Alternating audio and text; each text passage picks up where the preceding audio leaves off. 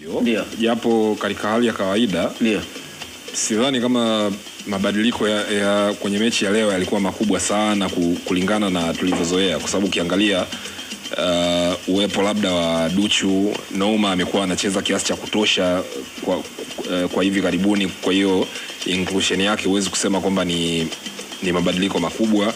Mtu ambaye amekuwa hachezi hivi karibuni labda ni Balua. Sawa.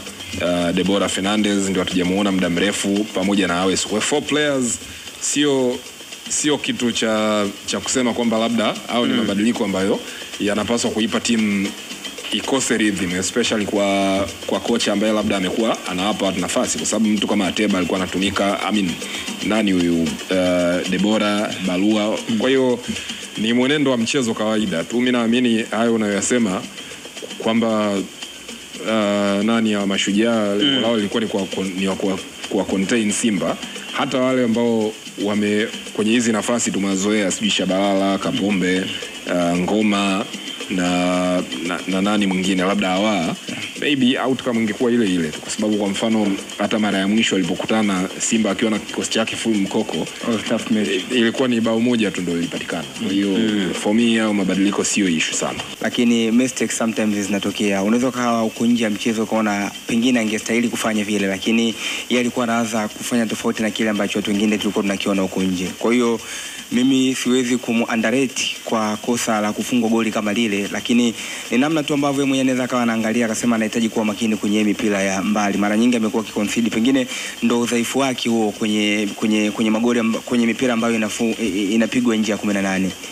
Of course, wakati mwingine unachukua credit unampa mpigaji Juma. Kwanza mimi sikubaliani na wewe Ashraf kwamba ana huo udhaifu, kwa sababu kama nimesema pengine ana huo udhaifu. Yes, hata hilo pia. Hoja yangu mimi ni kwamba kama tukiangalia mechi za Simba, zile mechi key, kwa mfano mechi ya Stellenbosch ya juzi, Juma ulikuwepo Durban, mechi ya Al-Masri ya hapa, kama utakumbuka mechi ya Al Ahly Tripoli pia ya hapa, ukiangalia idadi ya mashuti ambayo Kamara anaokoa mashuti mengi kuliko yale anayokusudia, especially kwa muktadha huu wa ligi kuu hapa tunaongelea. Simba imeconcede magoli 9 peke yake. Ndio timu ambayo ina safu bora ya ulinzi. Kamara ndio mtu ambaye ana clean sheet, tena amewazidi wenzie nadhani kwa distance kidogo, sio karibu, sio? Yes, parefu sana. Yes. Kwa hiyo kufungwa inatokea, yani uwezi lakini si tunaangalia unafunguaje Kamanda, kwa sababu hamna kipa mzuri, hamna kipa yote ambaye afungwe. Ukinisikiliza kwa makini utaelewa.